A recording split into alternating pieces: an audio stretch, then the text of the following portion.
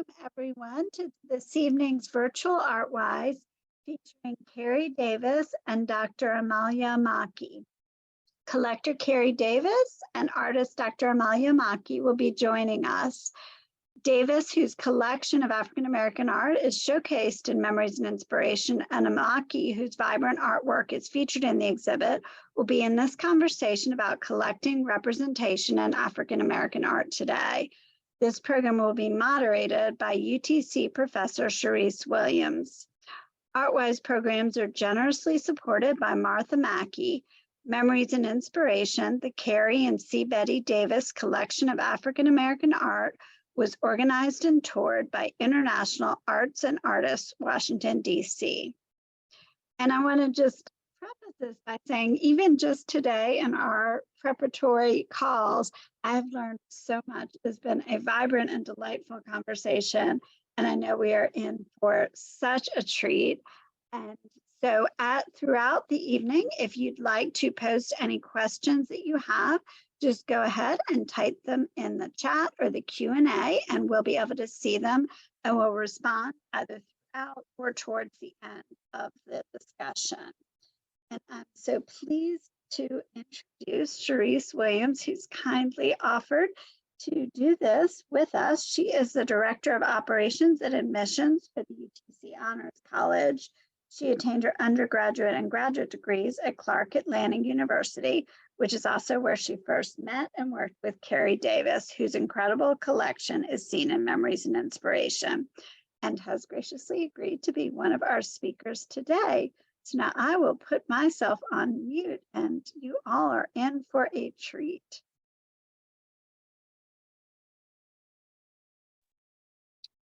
Well, good evening, everybody. I'm tasked with introducing two fabulous individuals who told me not to be too extra in introducing them, but I think they're both fabulous in their own right. So we have the collector extraordinaire, Mr. Kerry Davis, who I'm going to call you collector extraordinaire because your collection is amazing, it's beautiful, it's diverse, it's inclusive, and it's all of that, but it's also an example of what we can do as a community and what it looks like to support as a community.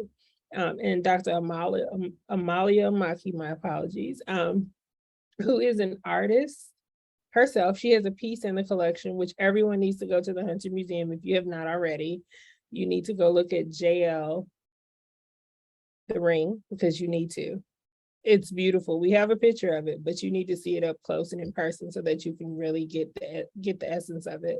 But she's also an art historian, a writer, and a former professor. And she is a wealth of knowledge, just the conversations we've had today. I'm excited. So, Kerry, Dr. Amaki. Well, I'll let Amalia go first. Well, I'm going to start by asking you a question. Oh, that's cool. Well, basically, I say thank you for inviting us, and just want to thank the Hunter Museum for bringing our exhibition to Chattanooga. As I said, I'll start by asking you a question because I remember Kerry when he was a mail carrier and worked a section of North Atlanta that had quite a few galleries in that area. That's right. And I've always been curious if walking that, what I call that promenade, if that influenced your appetite for collecting, because I remember you used to go in and drop the mail off, but you would always look at the shows on the wall. Oh, yeah, absolutely. Yeah, but I think I may have been collecting before that. That was just a benefit, I guess, when I took that route on Peachtree Street. And there were, it was Gallery Row. So I learned a lot, and I had a chance to interact with the gallery owners and the artists that they brought in, and you get the backstories, and looking at some of the work, and I always had time to engage with the artists who can explain what I was looking at. So it certainly helped develop my eye as far as, choosing art or looking at art and understanding art. So yeah, absolutely beneficial, and how you meet people, it was really great to establish relationships, behind the scene. And they let their guard down when they talking to the postman because Oh, yes, they would. I asked that question because at the time, if you think back, there weren't a lot of attention. There was not a lot of attention being given to African-American artists unless they were already established. People would bring in Bearden prints and right. Catlett prints and that sort of thing. But Atlanta had such a rich community of working artists. Sure. That, given the number of galleries that were in that area and the representation of African Americans who were working in Atlanta, there was a little, I was very blessed to have a gallery in that area, but I felt for a lot of my colleagues who did not get to experience that and who were very good artists. So when you see a collection like yours, I'm just going to react to what you and C. Betty have done. When you see that, especially from the perspective of an artist, I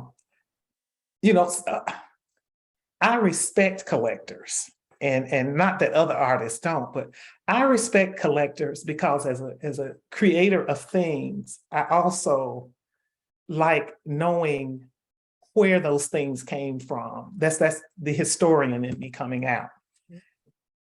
And I like collectors because most collectors of African-American art, even if they're not conscious of it, there's this sense that you're doing something historically and culturally important.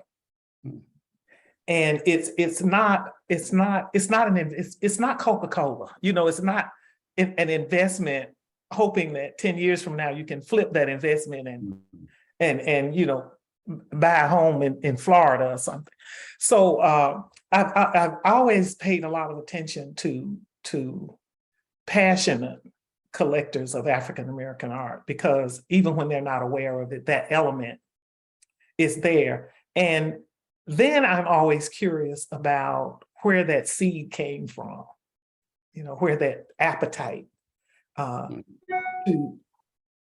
tell you something funny. A collector said to me once and said, I don't just have it, meaning their collection. They say, I have to have it. Mm. And so that was when I started saying, okay, so what is it that makes you have to have it?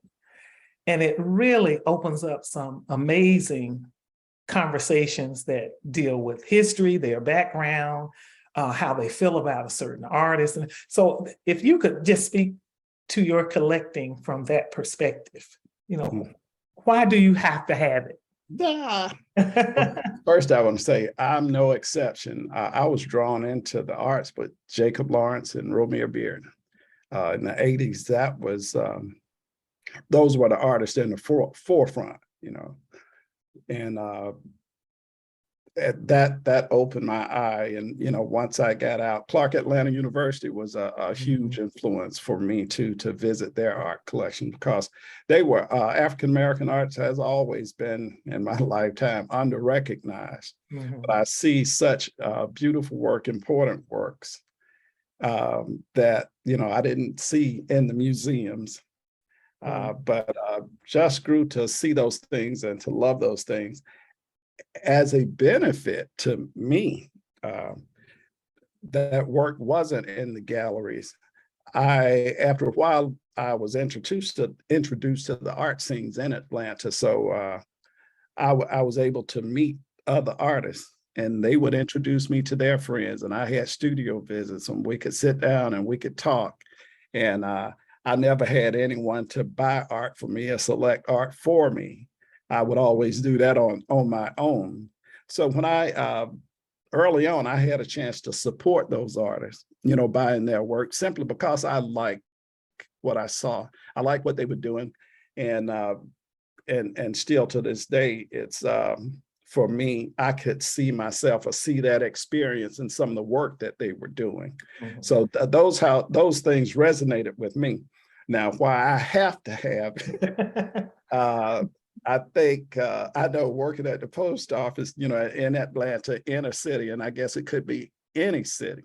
It could be a pretty rough day, especially when I had those just the walking routes and over in the hood, quote unquote, and dealing with people.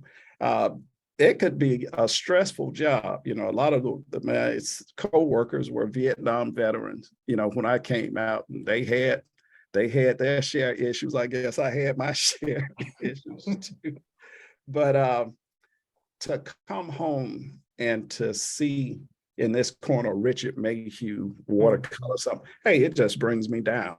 It gives me peace, and it's beautiful. Or see some of the Charles White pieces that speak to my Southern Baptist growing up in the church.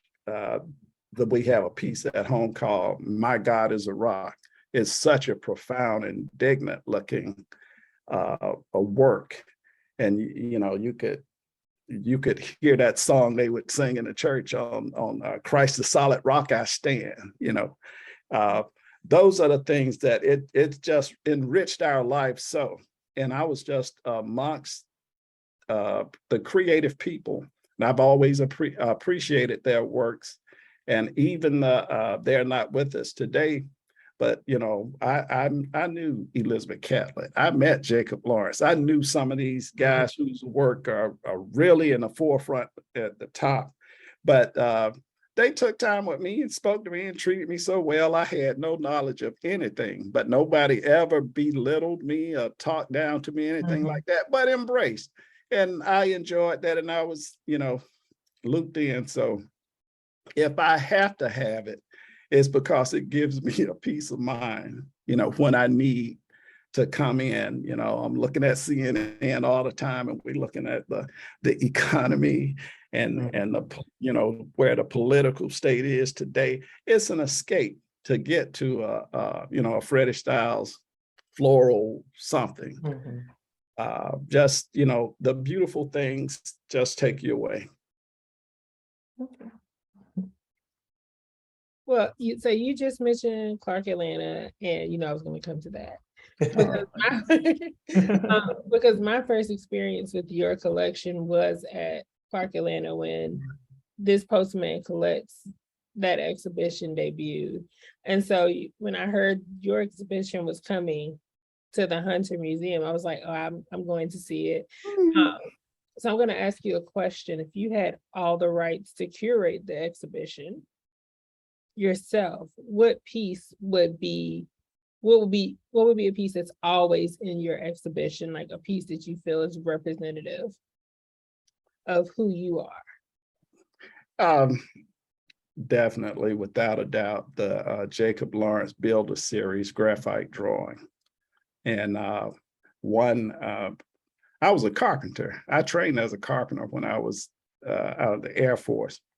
But as a carpenter or construction worker, if you didn't work, you didn't get paid. You don't get paid vacations or anything like that. So when the post office called, that was a no-brainer. So I got vacation and all of those things, and just much better benefits. But I've always been a crafts person, and but that particular piece, when my mother passed away, she had 5 boys and 1 girl, and we didn't have a whole lot of money, but I thought that I had just a little insurance money. And I said, well, I would get something that I would keep and treasure, but it'll remind me of my relationship with my mother. I was her fix-it man, her handyman, put the screens in the screen doors and whatever we have to do. And it was the work of Jacob Lawrence, the narrative paintings that he would do, that intrigued me because he painted working class people. And there was a brief conversation I had with him, and I asked him, well, why the people hands seem so thick or overemphasized or something like that. And that's what he was telling me, these are working class people. And I would ask about the triangle shapes or box shapes figures. And he explained me, that was my first lesson on cubism. Mm-hmm. And so, those things just related to me, that the Carpenter series, that was just me. So in honor of my mother, that's my piece. If everything went up in flames, that's the one I'm going to get. I'll make sure I get, because, I just prize it for that. That's beautiful. So I want to go back to oral history, because I have a little bit of history training, just a little bit, Dr. Amaki. But we were talking earlier about oral history and the connection and why it's so important to share the stories of these artists. Even listening to Kerry talk about his experiences with Elizabeth Catlett and with Jacob Lawrence. How would you, and this question is for Dr. Amaki, how would you like to capture your story as an artist? Okay, that's interesting. Like I said, I love the voice. So having things recorded, I think are just invaluable. But if I can put a little plug in for a minute about the AUC, because I was one of those kids whose parents, because they knew I had an interest in art, I actually went to the AU annuals, the last, I think, 8 years of the annual. And because my parents took me, and they said, if you're gonna be interested, I was drawing on the walls and painting. They said, if you're gonna go that way, you need to see the real deal. They used to take me over there. Then I remember I fell in love with the work of Norma Morgan as the result of a show at Spelman College in the lobby of the Rockefeller Fine Arts Building. They had an exhibition up of Norma Morgan prints and Charles White prints. This was in 1970. Wow. And I remember being hounded to say, you need to get over there to see Charles White. They thought Charles White was it. I went to that show and fell in love with Norma Morgan. And for about, I would say, a good 20 years, I didn't hear her name mentioned anywhere. You didn't see her work in exhibitions. You saw nothing in artist biographies about her. And so when she started resurfacing, and I think I attribute people like collectors, African-American art collectors like Kerry, because it was them, people like him. I think the first person was Camille Billups, who said, oh, you like Norma? I can take you to see her. And but I think it was collectors who really sort of brought her back into the discussion fold of African-American art. And she's really, I would say last 5 years, Kerry, is when she's really been seriously looked at. But those are the kinds of people that I would hate for their voices. I hate we don't have an audio of her interview. But as for myself, one of the things I do is I keep everything. I give my archives are at Emory University in the African American Archive. And I actually I'm working on a project where my art is speaking for itself. It's called Autobiography of My Art. And I'm telling how these things evolve through the objects themselves. I'm giving voice to the objects. And I think that's something that would be wise for African-American artists to do. Don't wait for someone to tell your story. Write your story down while you're living it. and hand that over to either a trusted family member, or put it in an archive, or give it to a library or something like that, because otherwise, and I feel strongly about this, if you're an artist, especially if you're an African-American artist and you're not in books, it does not mean you're not important. You are still a part of the history. And I don't want that history lost. And not everybody can be Jacob Lawrence or my beard. Mm. I love it when collectors get beyond that, because often I have gone into exhibitions, and I'm going to ask you about this in a minute, Sherese.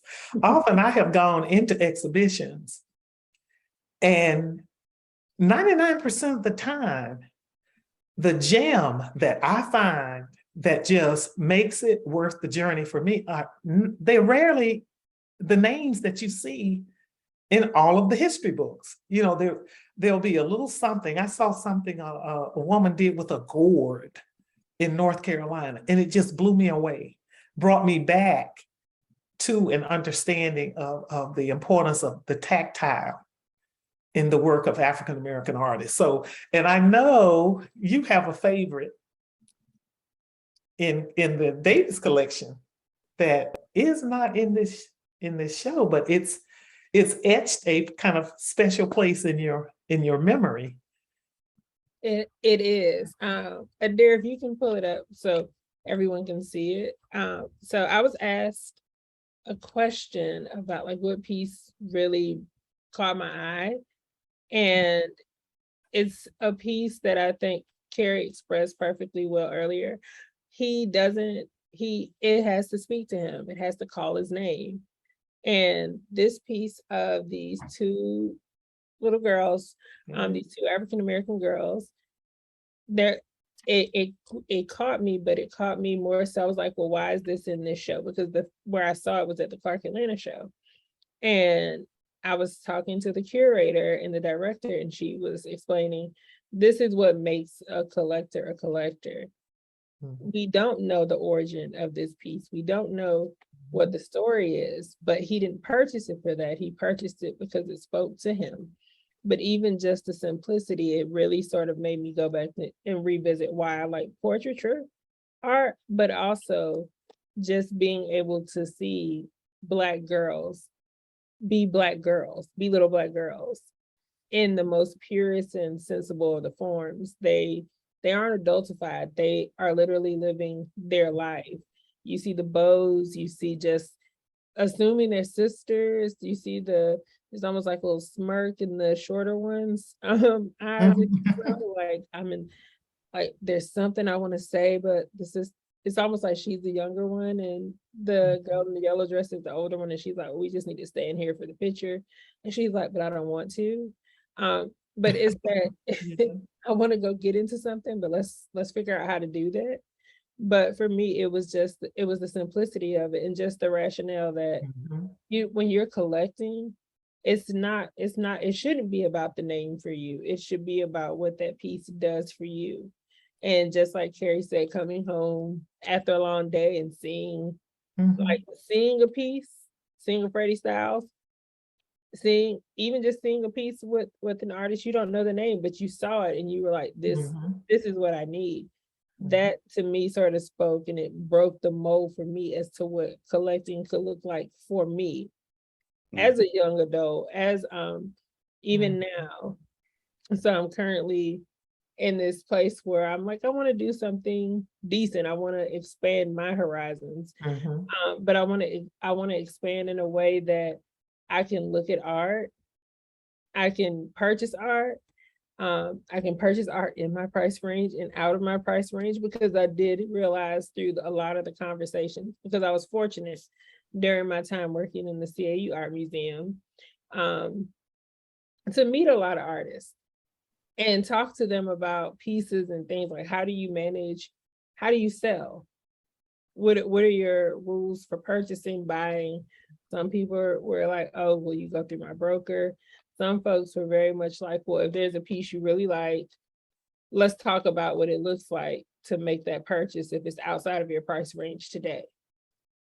It may mean that we can break it into payments. We can do whatever. So it opened me to the door that there were negotiation possibilities in a land where when you look at collecting as a whole, it's always looked like a sort of, I don't want, it's always felt elite or out of my range. Like A little daunting.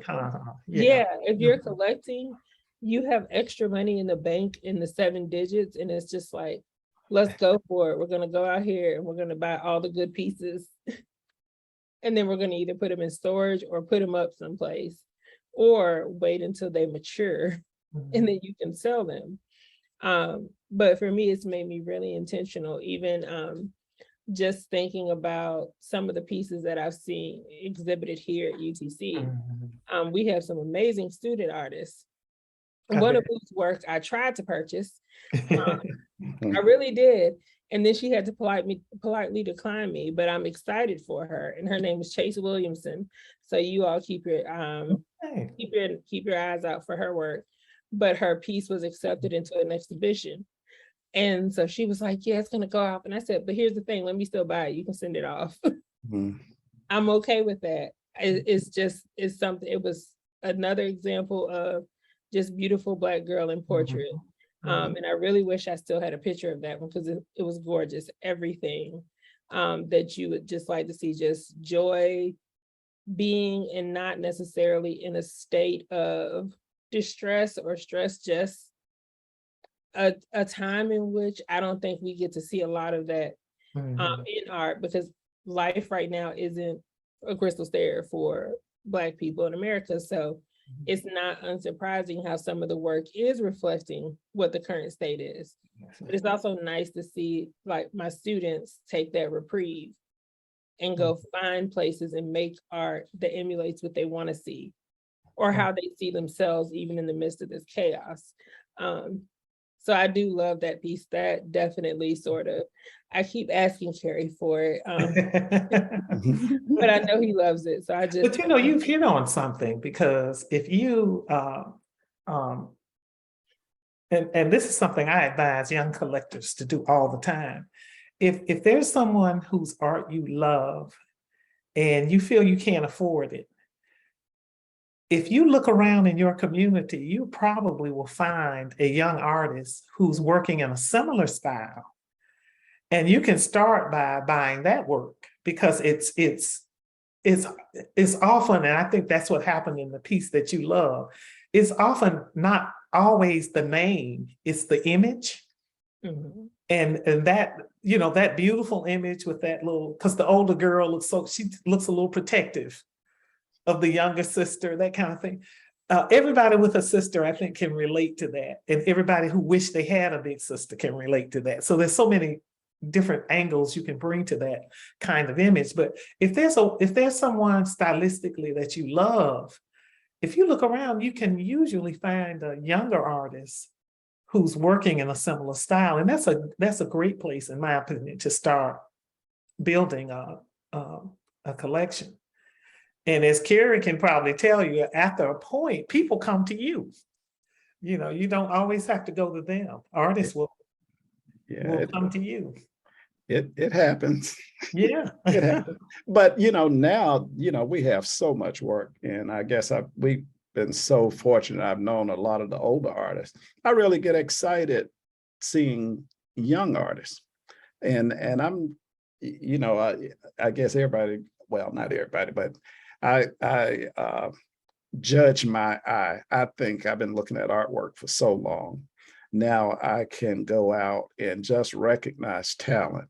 And in every one of these communities, there are very talented artists. And one thing about us traveling our exhibition, we get to different venues, and our community comes out, African-American community comes out, the artist comes out to see the works, and we have an opportunity to engage with them. And it's so exciting to see new artists, budding artists, and you can see their talent. I get excited when I see good work by somebody maybe 21 years old, you know, just very, very fresh. And we are very eager to support that and those people, plus they are affordable, but still, you know, Sometimes. sometimes that's true I wouldn't because know they work that they charge. artists, yeah, they're artists making more money than they ever have today. Yeah, So, sometimes. but it's, I mean, it's worthy. I wouldn't be mad at anybody if you can get your worth. You know, that's wonderful. That's wonderful because it hadn't always been like that. That's true. So, That's you true. know, so we support young artists. I love it. Who's Kerry. who's on your want list right now? Oh, yes. You mean layaway? Who's on your wish list? But at this point, there are some, you know, kind of holes in the collection. We started early and, you know, we captured a certain time period, but now, you know, we really outkicked our coverage. I don't have anywhere to put art. You know, we have flat file saturated. We got work on tour, you know, the house is kind of full. I'm not actually seeking anything. I want it to find me. When I go out and I see work, and so right now, that hadn't always been the case. I've, you know, looked for certain artists and, you know, try, and, you know, sometime I find them and then I'll move on to something else. But right now, really, I'm really just excited to see whatever I bump into and not judge it for its name or its claim, but just because it's a good, solid work, you know. Well, how do you you haven't actually walked into the Hunter yet, have you? No, Just- I haven't. No. Yeah, I was just curious. Well, Sherese, you've seen it, right? Mm-hmm. And how does it compare? Because I know artwork, the same artwork can sort of come to you in different ways when you change the space that it's in. Mm-hmm. Have you experienced that with from Clark AU or any of the other venues, and how it comes to you in the Hunter? Yeah, I definitely have to say one of the very first piece I saw, I sent Kerry a text like, why was this Mildred Thompson not in CAU? I walked in and just bam. I was like, how is this not included?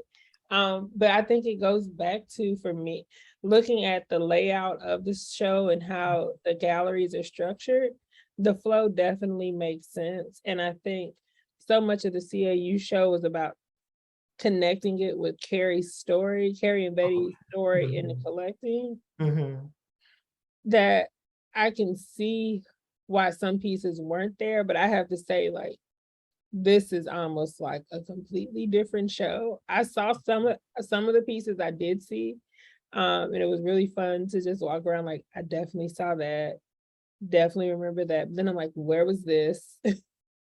We did not see that. This was just not this was not there. And then to see the Conte piece, that, and I remembered when he came to the gallery, because I believe we acquired a piece from Alfred Conte around the same time, and I was like, okay, so we're really out here. But that piece in and of itself is striking. But I love the narrative that's in the Hunter and how it's running. But I also like this exhibition of just seeing Black abstract artists, because you don't see it a lot. And so it's engaging artists. And then I have a niece who just recently told me she thinks she wants to be an artist when she grows up. And so I'm like, oh, this is beautiful. I can't wait to buy you your Christmas gift now, because I know it'll be. But even just thinking about her introduction to Black artists and how I want to handle that, but also looking at just the way she approaches art and how she does art. And she's far more interested in abstract than she is with any other style right now, but she doesn't recognize it as abstract because she just feels like she's being creative, and I don't want to stifle that. But I like the way the story is laid out, and I understand that with those curatorial rights of each curator, it's about what that narrative is going to be. So the entirely different purpose, but I can see why some pieces didn't make that show. And how she may have felt some of them didn't fit that narrative, but the show that is at the Hunter, I definitely 150% want to encourage everybody to go see, because there are pieces in there you could easily spend 2 to 3 hours on one side before you move to the next side to really get into like the nitty-gritty of the collection. And to know that you don't have any more space, Kerry, is mind-blowing. Well, yeah, that's true. It's there. But you know what? We're about to turn that corner to, we have started to place some works as far as donation and that type of thing. So yeah. Well, how is that? How do you do that? How do you give your children away?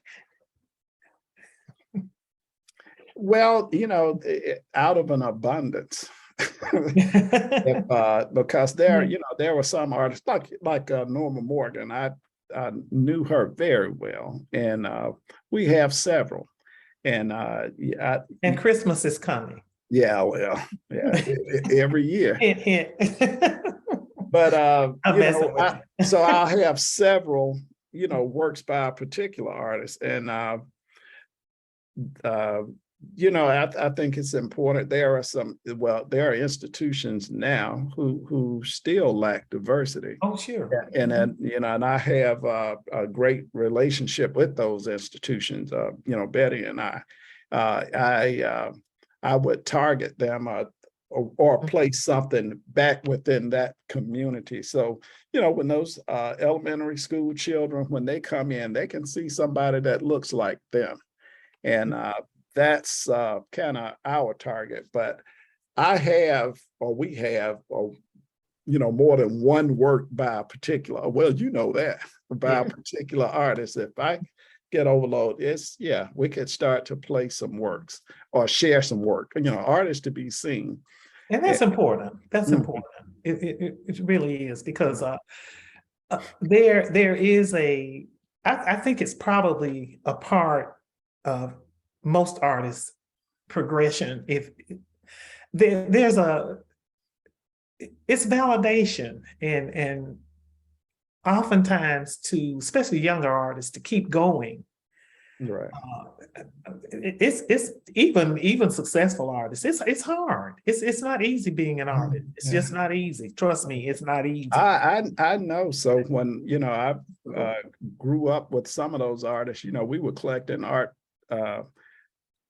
from different artists before they were even accepted in the galleries. And now that's those same galleries in Atlanta would contact us of trying to sell us work that we had before they thought it worthy enough to be in their their galleries. And sure. But but again, it's back to those relationships that we made happen early on, in that support. As one artist would tell me, day one love. When when you were saying, like this young lady, you couldn't afford her work, but we bought paintbrushes and we bought paint. And if there's other ways to support, I guess that's what I'm trying to say. Excuse me.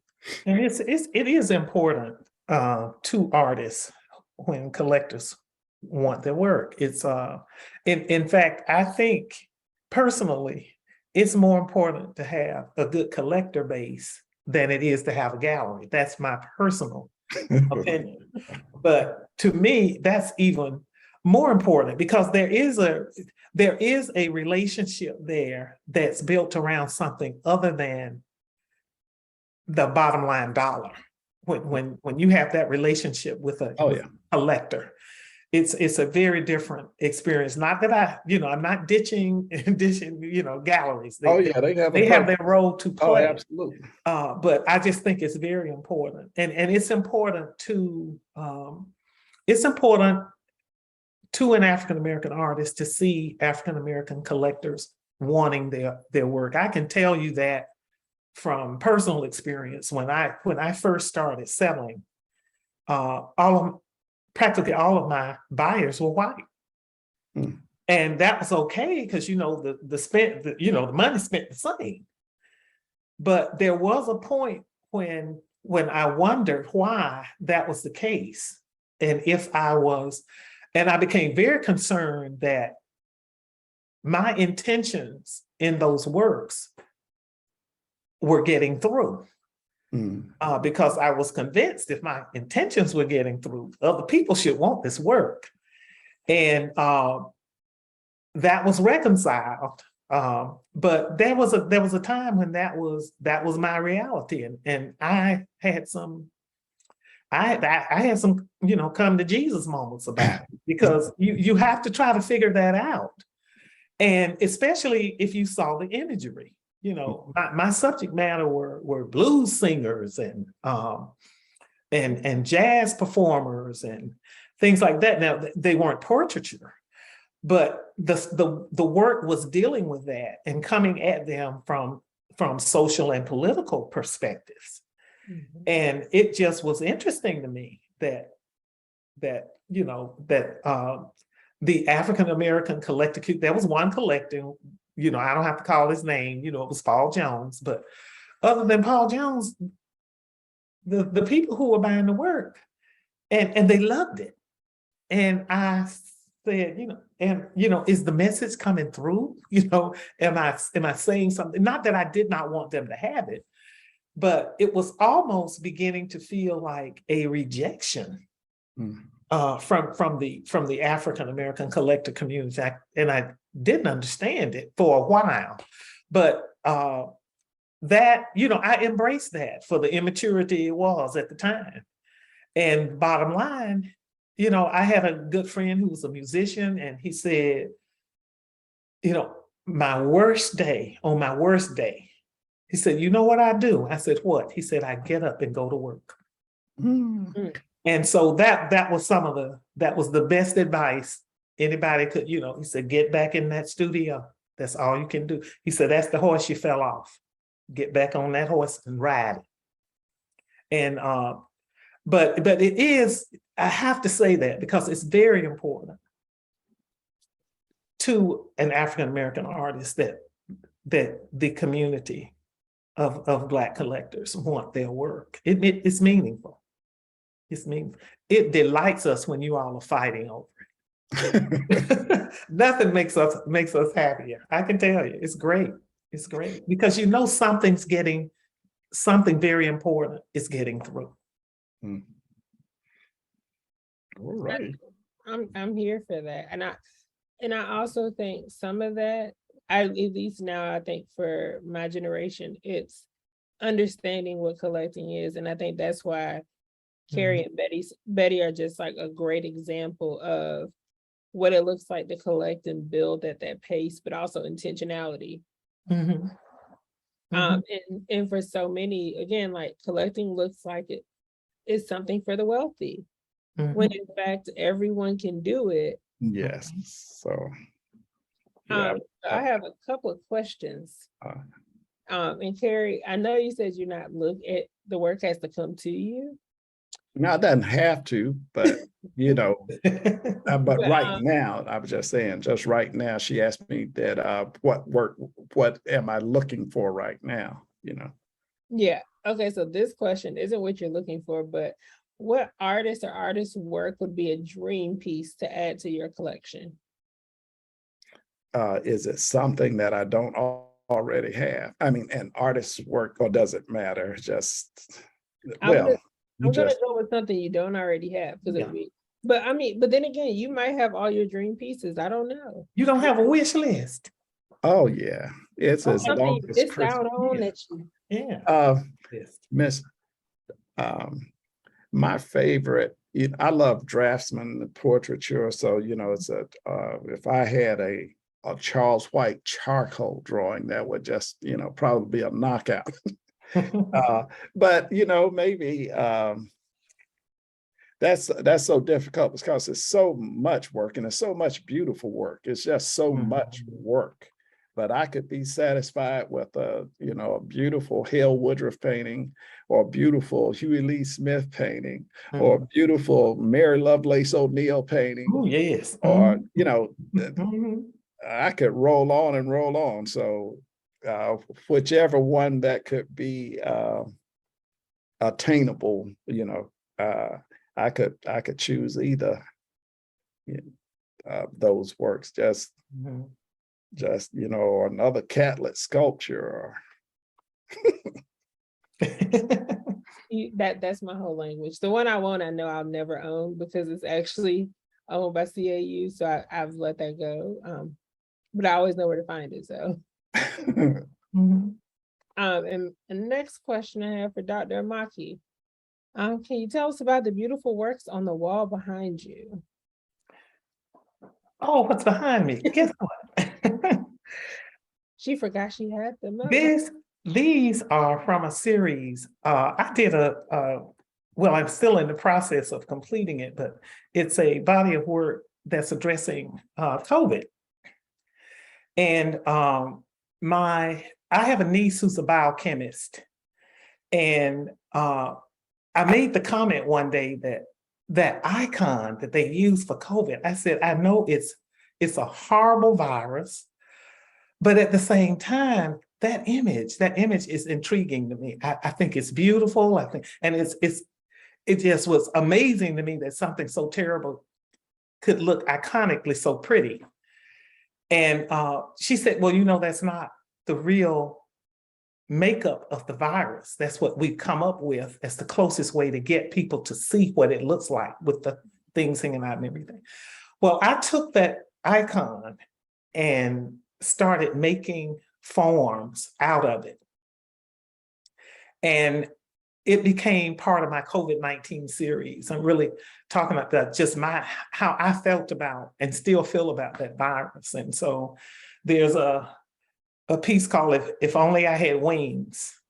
And it's actually made up of all the symbols of the COVID virus. And this one is called Dress to Kill. And it's the lower part of a lady sitting on the floor with her dress spilling out, and she's just covered with everything's the virus. And so there are going to be 19 pieces with the COVID-19 series, but that's where they came from. And it's that whole idea that something so terrible visually can be so stimulating, and it's like that. It's, you know, it's like that double-sided fan, you know, with the beautiful, you know, icon of faith and belief and love and everything, and then you flip it over, you know, and it's you know, so-and-so's barbecue, somebody's rib shack, or so.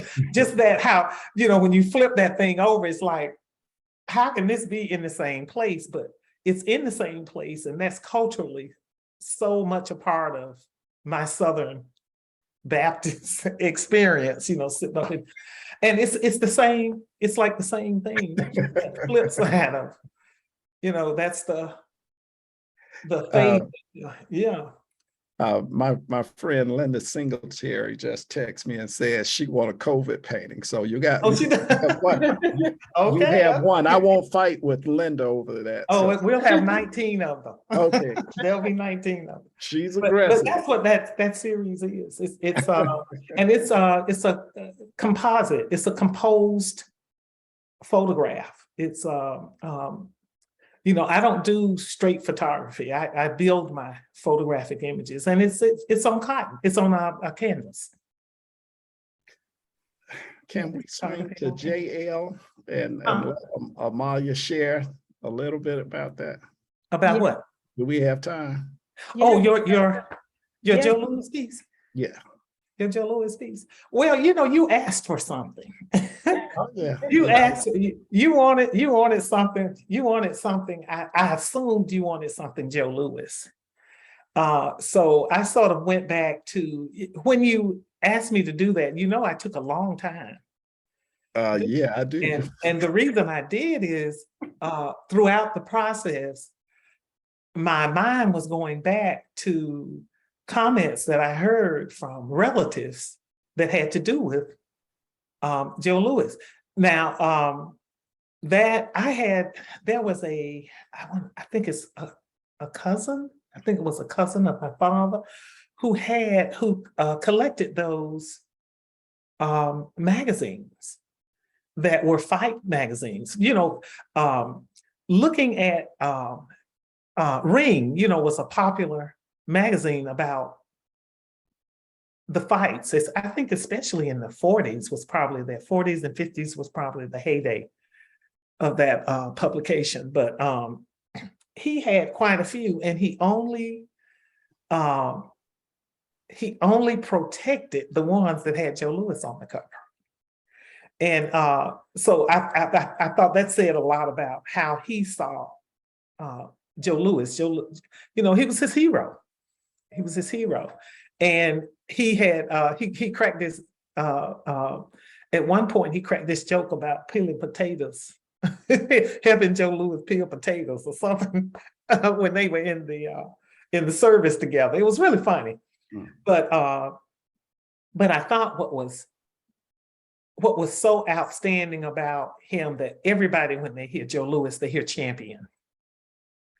And so it was important to make that championship belt sort of have a prominent place in that piece. And it did remind me of how important medallions historically have been as evidence of the sort of success of African Americans. I also remembered a comment that came, I can't remember how young I was. I just knew I was too young to understand it at the time. But when Joe Louis won his title, and my father said, I wonder if historically we will remember how big this moment is. And I knew as I grow up, because that echoed in my mind, and more I came to understand that he was talking about more than a sport, that he was talking about how this paralleled with the need for another kind of fight and another kind of struggle, and how this, it was symbolic in ways that he didn't feel people who weren't African American were picking up at that moment. He very much saw it. He even called it a double entendre. So those things remained really little poignant tidbits in my mind, and so the piece kind of evolved from that, and I actually hoped that the piece itself would refer to the signage, the poster-like announcements of fights that they used to plaster on buildings, and but also the complexity of Louis, who had I don't know how my uncle knew this, but I had an uncle named Ernest. Uncle Ernest was a mess. But Uncle Ernest would always talk about how he was impressed with how Louis would present himself in public, even though his personal life was a mess. And I don't know how he knew that, but he said it with authority. So I sort of believed he knew what he was talking about. But he said, he knows how to show up in public. And so what I wanted the audience to kind of see or make note, that Joe Louis photograph, that's an original James Vanderzee photograph that's in that piece. And you did trust me with it, didn't you? Oh yeah. And it's a very detailed piece. It's full of buttons, and that's Amalia's the button lady.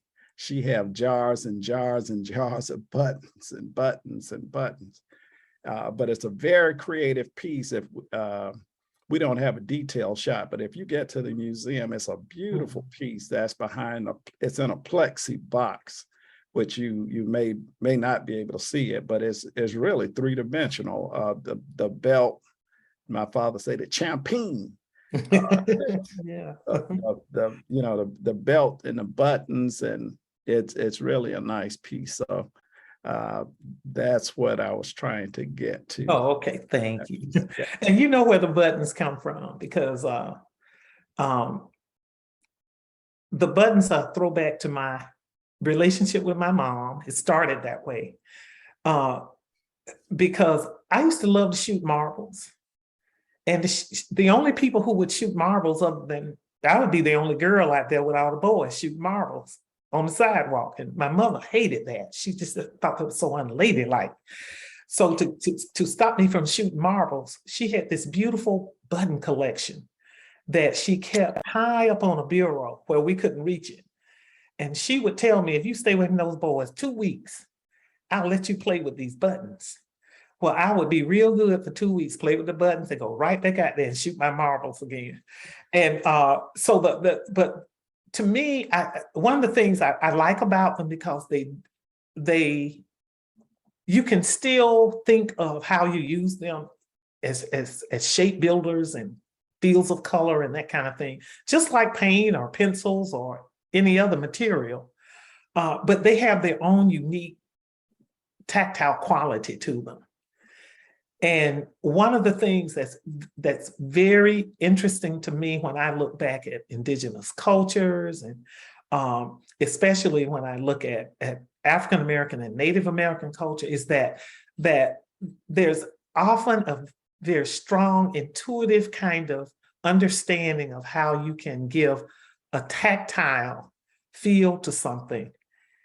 And it comes through not only in the individual hand of the person who made it, but it comes through as a group kind of aesthetic. And I like that about buttons, and sort of de-domesticating buttons. You know, they're materials like any other materials that you can use in work, but it at the same time, it reminds you that a woman made it.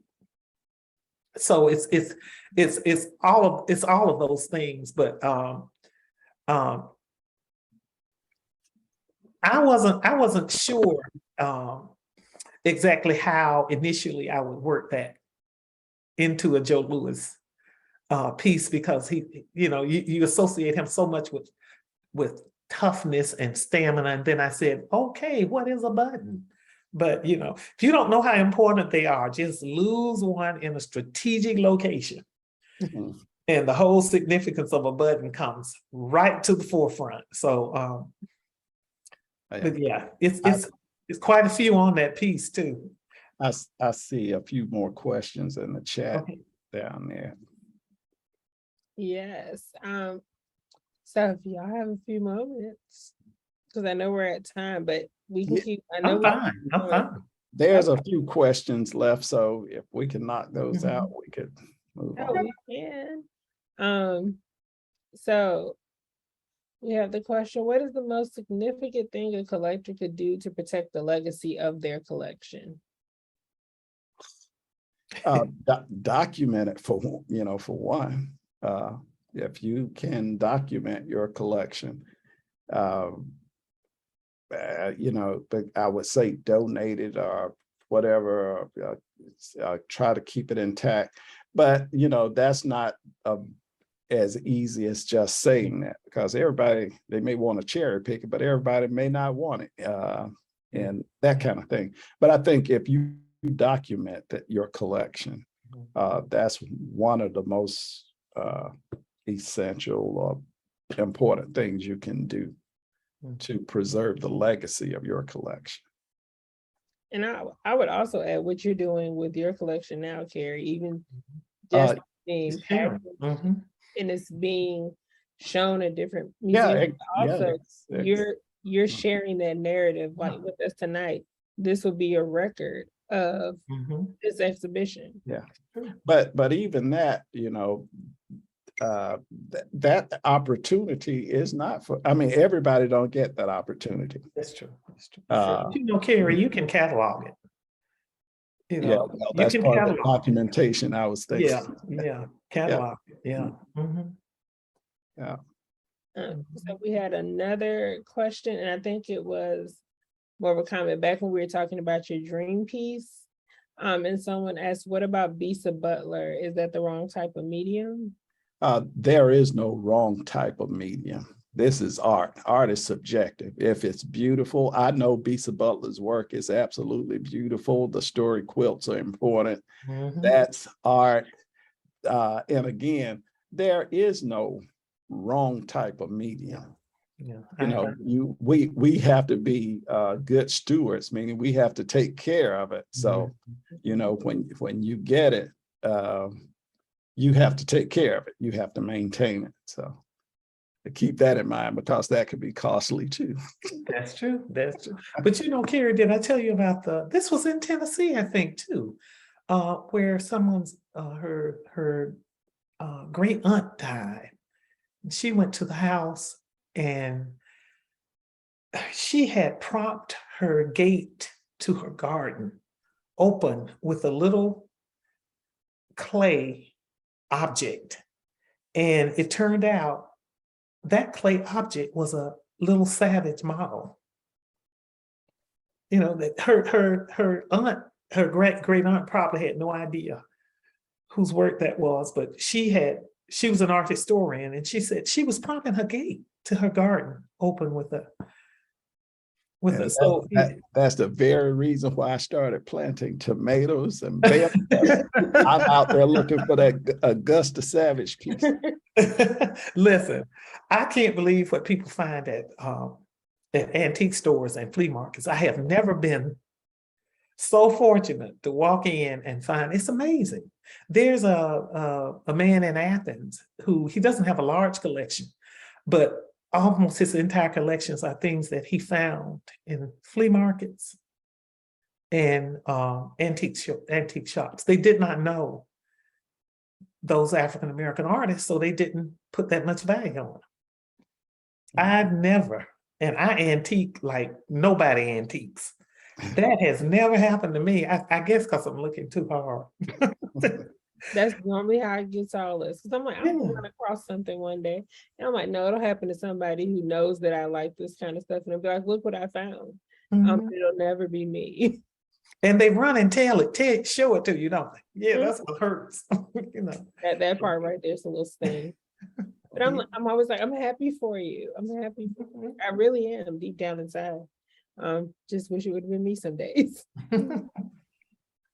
In the last question, Kerry, tell us about your great find Harlan Jackson painting. Who asked that? FBI? Uh-oh. No. No, I know. Well, you know, I guess we can close on that one. That was perfect because what you just mentioned, Amalia, about finding the Augusta Savage stuff. But, you know, I always, that was my friend, Donnell Walker.